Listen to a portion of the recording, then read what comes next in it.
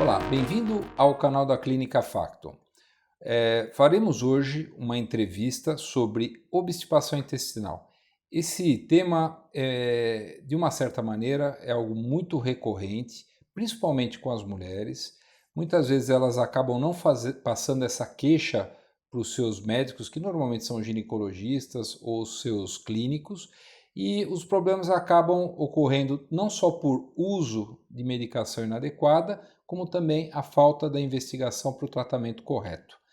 Chamamos a professora doutora Marta Mitico, ela é formada na USP, fez residência clínica de gastroenterologia clínica também na USP, fez mestrado e doutorado também na USP, fez um estágio doutoral em Berlim, na área de hepatologia, e hoje ela é médica do Sírio-Libanês e também na Beneficência Portuguesa. Ela é uma graça, uma simpatia, e eu estou muito feliz de ter trazido ela aqui. Eu acho que ela vai contribuir muito para o nosso canal. E não esqueçam também que nós estamos em podcast. Doutora Marta Mitico, obrigado, senhora, ter vindo. Eu que agradeço o convite, é uma grande honra, uma alegria estar aqui. Ah, que bom. Vamos fazer as perguntas? Vamos lá, então. Então, doutora, o que é considerado obstipação intestinal para as pessoas terem uma ideia do que é o problema? Então, eu acho que existe ainda, eu vou abrir, começando sobre... Tem dois termos que falam da mesma coisa, né? Tem o termo constipação e obstipação, né? Então, na verdade, são coisas próximas, mas o termo mais... O sintoma em si do intestino preso é a constipação. E a obstipação é uma situação mais extrema, né? Em que realmente a pessoa realmente fica muito travada, bloqueada e não consegue evacuar mesmo. Então, são termos primos, mas o sintoma no geral é constipação, né? E popularmente chamado de intestino preso, ou sei que tem outros termos que se usam, né? Então isso não é exatamente uma doença por si só, como eu disse, é mais um sintoma. E também não existe um padrão, porque não existe um padrão obrigatório, né? Tem pessoas que evacuam todos os dias, regularmente, no horário, parece isso ser o ideal. Mas, se a pessoa faz até 3 vezes por semana, né, mesmo que horários irregulares, e aquilo é um estado que funciona para a pessoa está confortável com aquilo, ainda aquilo está dentro de uma normalidade, vamos dizer assim. A gente começa a considerar isso como um problema, né, como um problema médico, o que ganha esse termo, constipação, quando existem algumas coisas, algumas questões. Então, realmente seria a frequência além, né, menos que 3 vezes por semana, mas que a pessoa tem desconforto, tem dor, sente distensão abdominal, às vezes tem um grande esforço, as fezes saem muito endurecidas, muito em pequeno volume, ou ao contrário, quando consegue evacuar, são fezes muito, muito volumosas, né, com sangramento às vezes. Então, aí entra realmente um nível que a gente pode considerar já de problema mesmo, né, um problema médico. E, doutora, a senhora já falou algumas coisas importantes de tempo, né? Tem gente que evacua após a alimentação, 3 vezes ao dia, tem gente que evacua uma vez por dia, tem gente que evacua dia sim, dia não, mas acima de 3 dias a gente já começa a chamar atenção se fica algo crônico. 3 vezes, isso, além de 3 dias sem Mais de evacuar. 3 dias, né? Exatamente, sim. E quais as causas mais comuns que levam à obstipação intestinal?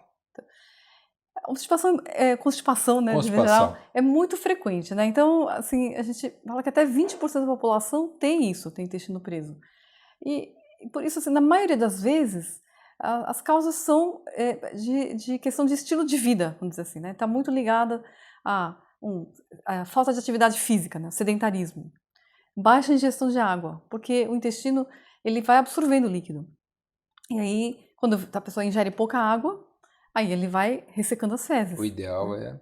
Então, da gente ingerir água, então a gente não fixa muito assim, porque existem climas, pessoas, tamanhos corpóreos e tal, né? Então, quando se fala assim em torno de 2 litros, eu não gosto muito de usar essa referência, sabe? Porque eu vejo pessoas pequenininhas que se obrigam a tomar 2 litros, Fica 3 preso ao litros. número, né? Eu acho que um bom parâmetro é a cor da urina, assim, sabe? Se a urina tá clara, eu acho que Tá está indo bem. bem. E outro parâmetro é isso também. Então, que tenha água, não é só também tomar tantas garrafas que a pessoa se propõe a fazer, mas ao longo do dia, né, que isso seja distribuído e tal. Então, tem a questão da atividade física, né, voltando às causas, a questão da ingestão hídrica, né? E a questão da ingestão alimentar mesmo, né? Porque as fezes são o bolo fecal provém do que a gente se alimenta. Então, a alimentação boa tem que ser rica em fibras, né?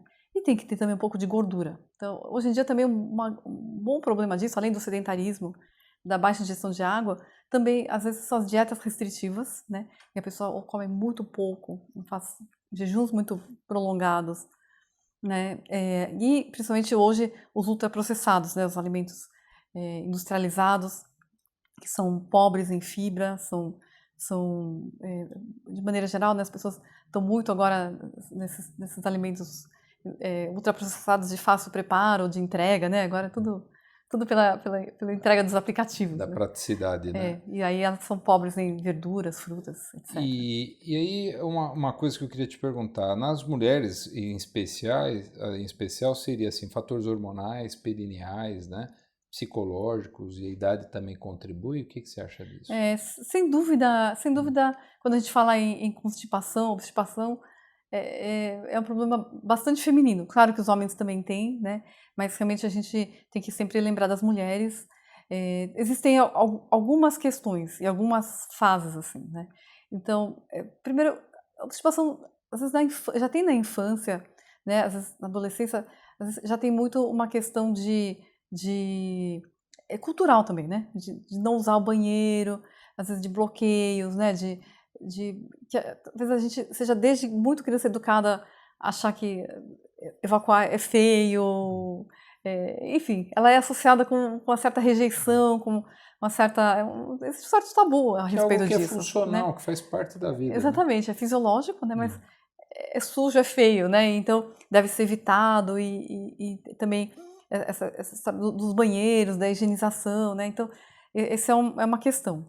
Outra questão é estresse, né? Sobrecarga mesmo, sobrecarga de jornada mesmo, de trabalho, de responsabilidades, de não ter tempo né? Hoje em Ficar dia, segurando. ficar segurando, né? Então essa é uma coisa que vai se habituando desde muito cedo.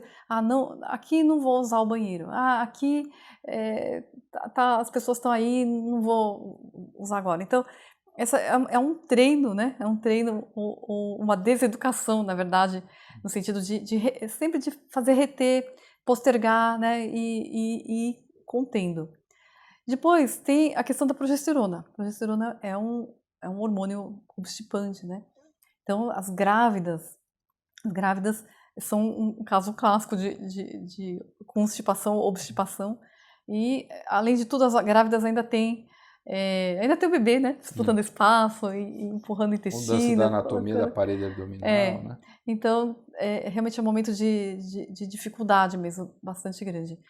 Depois, tem a questão da menopausa e o envelhecimento, né?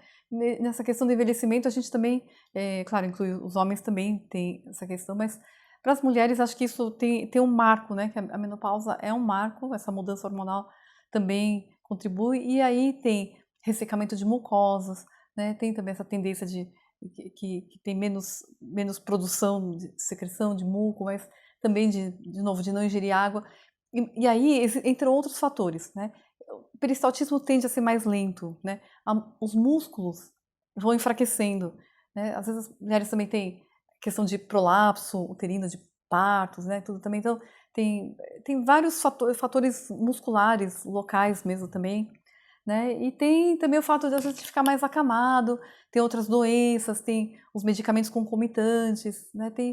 Na verdade, são muitos fatores. Eu não sei se... Então não é uma coisa. Então isso é uma coisa importante. Então, quando alguém chega com um quadro desse que nós estamos comentando, tem que se levantar toda uma história clínica, tem que ser feito um exame físico minucioso e tem alguns exames que a gente pode fazer. Por exemplo, para a gente identificar.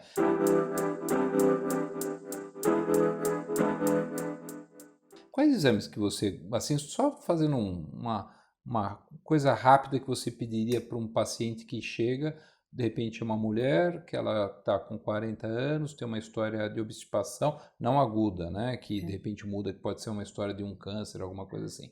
Mas é uma coisa que já vem se tornando algo crônico. O que você costuma pedir de exames? Então, eu acho que eu queria primeiro me ater num estágio anterior a questão de pedir os exames mesmo. Porque justamente como você falou mesmo agora, né? A gente pensa nessa questão realmente da história. Eu acho que nesse caso, né, embora pareça assim, intestino preso, é um sintoma simples, mas a história é riquíssima, né? E a história aqui ela é muito fundamental mesmo, porque desde, né, uma pessoa, né, que tem um histórico mesmo, né, prolongado de sempre ter dificuldade, ou que está trabalhando, né, trabalha sentada, imagina um profissional de telemarketing, uma professora que não pode sair a qualquer hora, né, acho que tem inúmeras situações em que a pessoa ela fica sedentária e ela não tem liberdade, e ela está estressada, sendo reivindicada, né? Então tem esse aspecto assim, né? Agora tem aquela pessoa que vem em um determinado ritmo ou ela mudou, né? Desde que ela sem nenhuma outra fator que justificasse, ela mudou o padrão, né? Outra pessoa que começou a fazer uma dieta, né? Agora ela come muito pouco, né? Tirou toda a gordura da dieta, né? E aí começou a mudar também o padrão de funcionamento intestinal.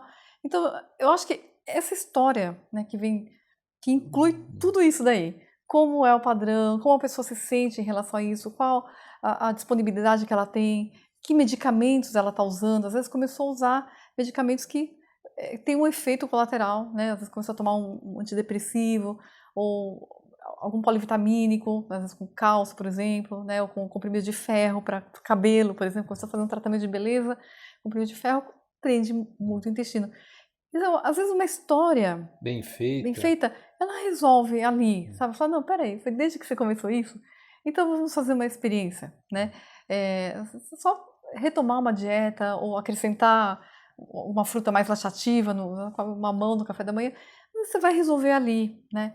Agora, eu acho que daí que entra a questão. Se você começa a suspeitar, né? Então, se uma pessoa é jovem, né, tem só uma constipação, uma obstipação quando vai viajar, né? Ou quando a pessoa faz voos a trabalho e durante esse período que Fuso fica fora, horário. fuso horário. Então, aí fica mais fácil de entender. Se está em casa, está bem.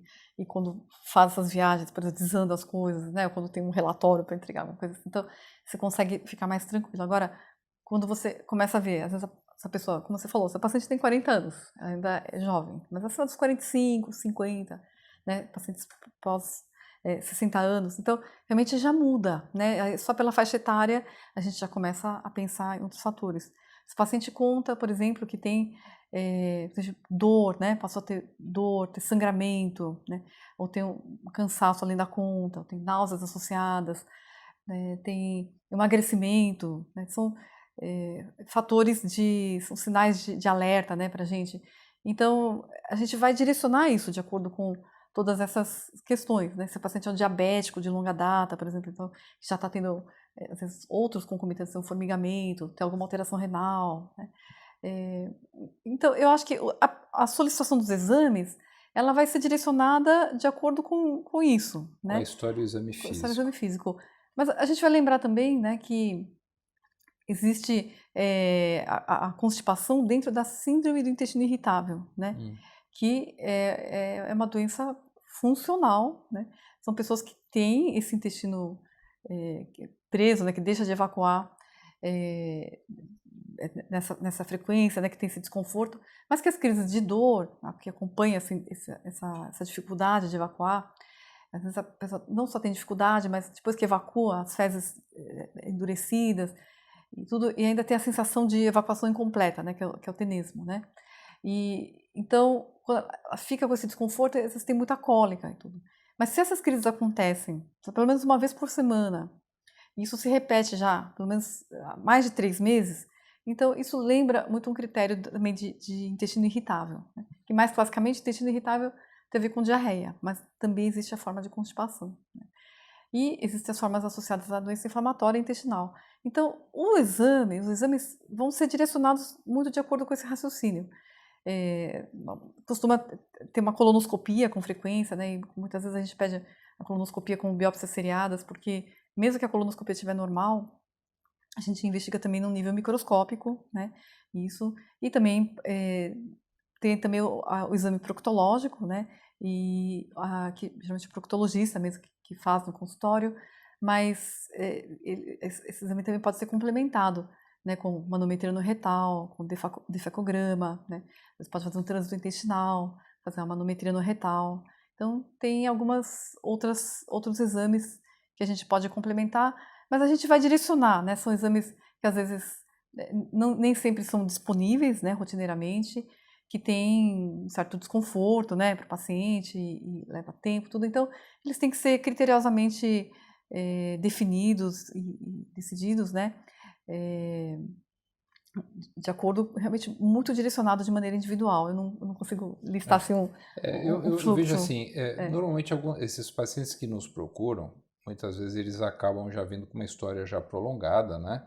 E já usando diversos laxantes, que existe facilidade de compra no mercado. E até eu queria que você depois falasse sobre o uso do laxante de uma maneira indiscriminada.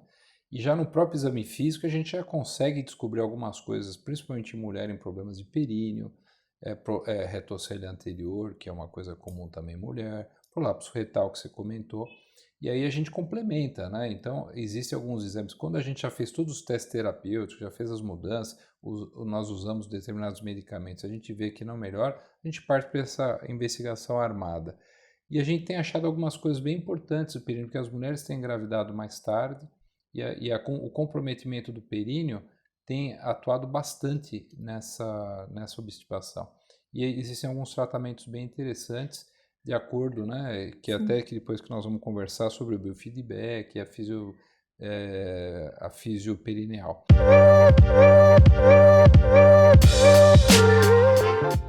Agora, doutora, me explica uma coisa. Eu quero saber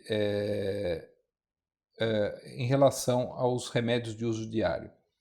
Então, me fala um pouquinho desses remédios. O que nós temos hoje, o que não é legal e o que é bacana? Então, dos medicamentos, né? Bom, primeira coisa, os laxantes existem várias categorias de laxantes, né? Acho que o que é mais comum e mais básico, primeiro são as fibras, né? Porque realmente as fibras alimentares às vezes não dão conta, né, do volume que a gente fala, 35 gramas de fibras, é bastante, assim, se a gente for comer em alface, né, e salada. Então, às vezes, as pessoas não dão conta ou, por alguma razão, não resolve o suficiente. Então, o que se usa mais, bom, aí não entra na categoria exatamente de medicamento, né, mas farelo de trigo, né, que entra nessas prescrições, mas aí tem as fibras sintéticas. Então, se usava muito, antes era o Psyllium plantago, né? E agora tem as fibras sintéticas que são solúveis e as insolúveis, né? As fibras solúveis, elas vão dar mais consistência. E as fibras insolúveis, elas não se hidratam, assim, né? Elas são mais rígidas, elas vão ajudar na propulsão. Então, o ideal é balancear isso, né? Na alimentação, na verdade, o que vale é fazer vegetais bem variados, mas na medicação, existem hoje essas fibras que têm uma vantagem, né? Que as fibras de alimentação, às vezes, elas provocam fermentação. E essas fibras sintéticas, elas têm a vantagem de ser menos fermentativas. Então, para quem já tem um desconforto, às vezes vale a pena, né? Depois tem a lubrificação também, que é outra coisa muito antiga, né? Que é óleo mineral, né? E óleo mineral eu acho muito interessante, porque além de ser de baixo custo, né? Ele é tradicional, mas ele tem, assim, um porém hoje importante, né, que são aquelas pneumonias aspirativas. Velhinhos, né? Idosos, né? Foi descrito em recém-nascidos, em crianças pequenas, né, então existe um grande alerta na bula contraindicando para crianças, ou colocando como grande risco, e para os idosos acamados, né, que hoje também tem muito, né, realmente a população está envelhecendo, a gente está tendo que voltar um olhar especial para os idosos, né, então para os idosos realmente acaba também sendo uma restrição, mas para as pessoas adultas, né, ativas e conscientes, acho que realmente é seguro, é barato e vem se utilizando, né, também bastante, mas daí tem os laxantes que são osmóticos, né? Os osmóticos, acho que o que está se usando bastante, o pessoal conhece, são os xaropes de lactulose, né, que são doces, né, e tem aquela macrogol, né, e o PEG, né, polietileno glicol. Então eles são açúcares, né, e que são moléculas osmóticas, então elas atraem líquido para o intestino e acabam aumentando o volume, hidratando, são razoavelmente seguros, né? E, e podem ser utilizados assim também como automedicação ainda, né? Embora a gente sempre fale que realmente quando isso vai ficando muito persistente, né? Que isso realmente tem que ser visto passar em consulta com um médico especialista e realmente checar, né? Assim, que as pessoas vão se acomodando e vão utilizando. E isso preocupa mais quando a categoria de laxante são os irritativos, né? Que aí realmente a gente vai ficando, a gente vê, né? O pessoal usando bastante nessa, tipo, não sei se vou falar o nome comercial aqui, né? Sene, né? Então, essas que o pessoal fala, é plantinha, é natural, né? Então, de sene, cáscara sagrada, é muito popular, né? Assim, também, eles são vendidos também livremente, tem pessoas que tomam sistematicamente. E aí muda a flora, pode irritar a mucosa, dar mais pólipo, Sim. criar resistência, E né? tem mais um porém, assim, tem os casos de hepatite, Sim. hepatites graves, né, por sene, cáscara sagrada, principalmente por sene, clássico, a gente vê isso acontecer, né, quadros de hepatite, colestase, então, realmente é uma coisa assim que tanto quanto possível a gente deve evitar, né, e não deve considerar isso assim, se é natural, é uma plantinha e tudo, né, e realmente tem isso, esse uso prolongado, né, que vai formando esses pólipos, às vezes também esses pacientes que usam esses laxantes irritativos, às vezes você vê com o tempo, vai fazendo a colonoscopia, você vê Escuro o o intestino, né? intestino, aquela melanose, né? Isso. Que é como se o colo tivesse tatuado, assim, né? Você vai manchando e vai perdendo as alstrações, vai perdendo aquelas preguinhas, né? E as pessoas vão precisando cada vez mais de doses maiores, né? Para conseguir obter o efeito. E isso realmente vai entrando num ciclo sem fim, até que a pessoa pode se intoxicar, porque começa a alterar de uma maneira sistêmica, até repercussão renal, cardíaca, tudo. Então, eu acho que tem a gente tem que ter esse cuidado, né? Essa cautela de não é porque funcionou uma vez, então vai se manter assim, e depois vai usando ao longo de anos, vai aumentando a dose, né? Até o dia que isso realmente se torna um problema sistêmico, né? Maior. Tem os procinéticos também, né? Que ajudam ao intestino, né? Sim, aí tem os procinéticos que podem ser usados até às vezes para refluxo, que também acabam tendo, como domperidona, né, que também tem esse efeito. E tem também como a procaloprida, né, que mexe com o receptor de serotonina. E lembrando, né, que a serotonina, muitas pessoas associam ao humor, né, e que, na verdade, assim, tem 90% dos receptores de serotonina estão no trato digestivo, né? Então, existe uma profunda ligação, né? Hoje em dia se fala muito desse eixo cérebro-intestino, né? E acho que a constipação é um quadro muito assim, né? Que existe uma tremenda interação, né? Nessa questão que é emocional, mas também dos medicamentos que também se usam para tratar os quadros emocionais, e também existem os medicamentos primos que também acabam atuando no intestino, também podendo ajudar, né? Lactobacilos, doutora. Então, aí você tocou num ponto interessante, que hoje em dia a microbiota, ela é tudo, né? Está em tudo, ela cresce muita importância, e quando a gente pesquisa, assim, por exemplo, fala assim os médicos, gastroenterologistas, acho que tem estudos que mostram assim, que até uns 20% dos médicos prescrevem esses probióticos no tratamento da constipação ou da obstipação.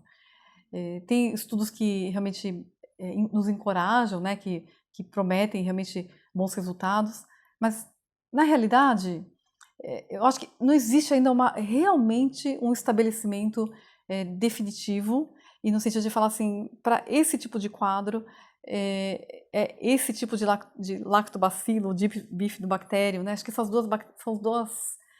os dois tipos de bactérias probióticas que são mais promissoras, né, no sentido da constipação, então lactobacilos e bifidobactérias, mas acontece que, para a gente falar sobre efetividade, de fato, eu acho que a gente ainda precisa avançar mais. Acho que daqui para frente vai se ter mais acesso a conhecer, né, a gente poder estudar geneticamente quais são as bactérias que nos povoam, né, conhecer talvez como é a flora de cada um e como corrigir isso. Mas na realidade, na nossa prática clínica, isso ainda não é dessa forma, e por isso que eu acho que ainda é cedo para falar, olha, tal probiótico é o que funciona, é o que é bom.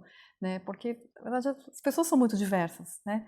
E acho que existe ainda essa individualidade que a gente ainda precisa conhecer. E outra coisa que ajuda muito, né, fora remédios, são aquela conduta de criar um horário. Isso funciona? Reloginho de intestino? Eu acho que sim, né? Na verdade, é justamente isso. Tem pessoas que têm o reloginho, né? Que é uma minoria, né? E menos frequente em mulheres. Mas, se for pensar, existe é um ciclo, né? Circadiano que todo o corpo nosso é regido dessa forma. Agora, as pessoas que têm o horário certo para comer, que se alimentam com regularidade, que praticam atividade física, que se hidratam regularmente, que dormem bem, né? Que comem corretamente, elas são e que tem um horário para evacuar também, que vão ao banheiro, que tem o seu tempo, né, tem espaço para isso, elas certamente são mais propensas a conseguir ter o reloginho. Mas se a gente for falar na vida real hoje, quantas pessoas podem fazer isso na vida moderna, né? Eu acho que é pouco real. Eu não sei se você compartilha Ah, dessa eu, opinião. eu acho que não. Eu acho que você é muito boazinha. Eu sou cirurgião, eu sou mais malvado. Eu já pego pesado e falo, você tem que criar um horário. Eu acho que o melhor É. horário sempre é após o café da manhã e é o horário que o intestino está melhor funcionando. E eu falo, acorde mais cedo. Se for mulher, por exemplo, desça, tome um café legal com frutas, aveia, tudo isso que a gente está conversando. E Hum. quando você for tomar banho ou for fazer a sua maquiagem, é o tempo para que esse intestino comece a funcionar. Então a gente tem dado orientação. Se você não está confortável porque você gosta de dormir e vai chegar tarde, tenta criar um horário à noite, né? Para não usar o banheiro do escritório, ou da faculdade ou da escola, né? Mas a gente tem conseguido fazer algumas orientações disso, de alimentação, hidratação, exercício físico e tentar criar um horário e começar com esses alimentos que são prebióticos, probióticos, fibras de uma maneira geral e depois a gente vai progredindo. Eu concordo com você, mas eu acho assim que realmente isso vai ter um bocado de pessoas que vai conseguir fazer isso E e vai outras ser bem não. sucedida. E tem outras coisas também que dá pra gente acrescentar ainda nisso, né? Então, por exemplo, tem aquelas pessoas que, para quem colocar aquele banquinho, sabe o banquinho para Sim, evacuar, isso. eleva em 20 centímetros os pés, muda a angulação, e isso ajuda, Para por apoiar exemplo, os para pés, apoiar os né? pés. Isso. Né? Tem Que a gente fica relaxado no vaso sanitário. Sim, e a posição da angulação, né, Sim. também diminui o peso direto, né, e muda. E aí tem também pessoas que fazem massagem intestinal, acho que isso vale bastante para os idosos acamados, da massagem abdominal, Que você como fica que deitado é e aí você faz uma massagem de onde? no sentido Do lado direito, vai empurrando para ascendente, lá. como Faz um L assim, como para cá. auxiliar a propulsão manualmente. Também Tá. tem pessoas, de idoso acamado, para quem isso pode ajudar, né? Tem pessoas que podem fazer outros tratamentos, assim, também, alternativos, exercícios respiratórios e de abdominais de yoga, né? Tem várias outras coisas que podem contribuir. Mas, sem dúvida, né? Se a pessoa consegue realmente criar essa disciplina de tomar o café da manhã, ter o seu tempo, né? E eu falo que isso é irreal não como médica, né? Eu falo Como como pessoa pessoa que realmente a gente vive nesse mundo e os pacientes também falam, eu tenho que ir para academia, eu tenho tem que que dar levar de meus filhos, filho, é isso e aí. aí toca o celular e aí sai correndo para alguma outra coisa. E como é que se faz isso, né? Então, eu acho que de certa forma a gente precisa reconhecer essa questão que quando tem uma constipação também é o organismo avisando que você está deixando de respeitar a rotina fisiológica, a necessidade mínima nossa, em prol de todas as outras coisas que chamam a atenção.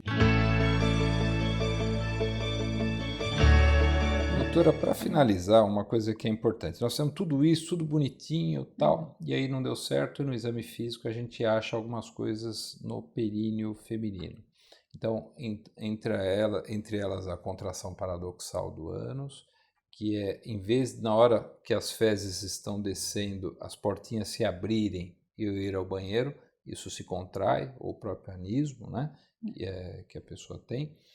E a gente tem visto que a gente tem caminhado para fazer uma fisioterapia e fazer biofeedback e a gente está tendo bons resultados. Me dá uma pincelada rápida sobre isso. Eu acho isso bem interessante porque a gente tem que pensar no períneo, assim como como uma cama elástica, né? Assim, você tem a pelve Boa, é um boa, arcabouço, assim, daí, aí boa. tem aquela é uma massa de músculo e E tendão. tendões, né? São 13 músculos, né, que compõem o períneo. E está tudo fixado lá e e ele é um receptáculo de todo o peso que vem de cima, né, das nossas intestinais, do que vem. No entanto, assim, tem uma parte que é involuntária, né, que é o peristaltismo intestinal, e tem outra parte que é voluntária, que é justamente a parte que a pessoa faz o esforço evacuatório, né, e que, na verdade, tem que fazer um relaxamento anal na hora da evacuação. Só que, para algumas pessoas, esse onanismo ou a contração paradoxal é justamente o contrário. Na hora que ela mais precisa relaxar, ela contrai. Né? Isso, às vezes, vem desde a infância mesmo, né? Assim como tem a ver com estresse, com questões emocionais e tudo. Então, esse tratamento, o biofeedback, recentemente ele foi popularizado com a cantora Anitta, né? Que ela foi fazer o biofeedback para tratamento que ela teve a questão de endometriose. Então, elas brincando, chamam de videogame. Porque, na verdade, qual que é a questão? Ele coloca um estímulo, né, na região bem onde vai contrair, onde a contratura é voluntária, ele detecta isso, mas se coloca uma tela para o paciente visualizar. A pessoa visualiza quando ela faz o esforço. Então, ela aprende a Relaxar e não contrair. conhecer qual que é o esforço que ela tem que fazer para poder, e quando ela faz aquele tipo de comando, qual músculo? em qual músculo e o que acontece. Então, eu acho que é um conhecimento do músculo. E a fisioterapia, né, pélvica também, são fisioterapeutas que são especializados, né, nessa questão, e eles ajudam, né, a pessoa a conhecer o esforço que ela faz quando ela faz aquele comando, onde é que está contraindo, quando ela tem que relaxar, como é como reaprender o funcionamento mais básico, né? Como se a gente aprende a pegar um objeto e a gente sabe que tem que fazer um comando assim para pegar, e a gente tivesse aprendido ao contrário, a gente tem que reaprender isso, né? Reaprender a andar. Então, na verdade, isso aqui é um aprendizado de controle da musculatura pélvica, que é da parte voluntária. Já no exame físico, a gente já percebe quando a gente faz um toque na região anal, existe uma contração exagerada, exacerbada, e como se fossem contrações musculares, né? E a gente pede exame de manometria e detecta isso. A gente teve uma entrevista há pouco tempo atrás com a Laura, que é uma fisioterapeuta especializada, e ela é uma figura, a gente deu muita risada aqui no dia, ela trouxe uma série de equipamentos que ela ensina os pacientes a ter uma contração melhor, e assim a gente está tendo excelentes resultados, mas a gente é o que você falou, a história bem feita, o exame físico bem feito, as orientações alimentares e dietéticas, essas coisas todas, e aí, de acordo com o que a gente acha, a gente pede investigação armada e já começa a fazer o tratamento. Eu acho que é importante diferenciar mesmo essas questões, né? Que a pessoa fica muito frustrada de fazer tudo certinho, inclusive conseguir fazer o horário que o Dr. Nelson mandou e ela foi fica lá. enfesada, porque Fica é enfesada no português, a palavra enfesada é exatamente isso. Por isso. E, no entanto, ela tem uma questão realmente de comando muscular, uma questão física, mecânica mesmo, de obstrução, e que existe um tratamento tão tecnológico hoje, né? A gente tem conhecimento o suficiente para a pessoa reaprender e ter uma vida, retomar a vida Normal, mais satisfatória, né? Mais normal. Doutora Marta Mitico, mais alguma coisa que a senhora queira acrescentar para falar para o pessoal? Alguma orientação, alguma dica? Eu acho que realmente, mais que tudo, né, para a grande maioria, realmente estilo de vida é uma questão hoje fundamental, né? Felizmente, tudo que se fala de saúde no geral, né, seja cardiovascular, hepática, renal, e inclusive dessa questão da constipação, elas passam por isso, né, por medidas muito simples, muito básicas, na verdade, né, que é o que nós falamos aqui extensamente. Você né? falou de uma coisa básica, só para a gente finalizar. Antigamente o pessoal levava revista, levava jornal no banheiro. Sim. Celular. Então, celular é um problema, é verdade, quando a gente fala de estilo de vida, celular no banheiro é um problema, porque realmente a pessoa fica sentada por muito tempo, esquece, e às vezes vai fazendo esforço e naquela posição acaba sobrecarregando essa região, e aí é causa também de mais hemorroidas, né? E também de prolapso retal. Prolapso retal, de todas essas coisas. Então, estilo de vida também inclui saber... Deixa o celular fora. Renunciar à telinha. Isso é importante. Então, tá bom. Doutora Marta, olha, muito obrigado pelas orientações. A senhora é uma simpatia. Quero que venha mais vezes. Nós vamos fazer outras entrevistas, principalmente da sua área de hepatologia também, que se atua com grande maestria. E obrigado por você ter vindo, viu? Eu agradeço imensamente. Um abraço. Um abraço.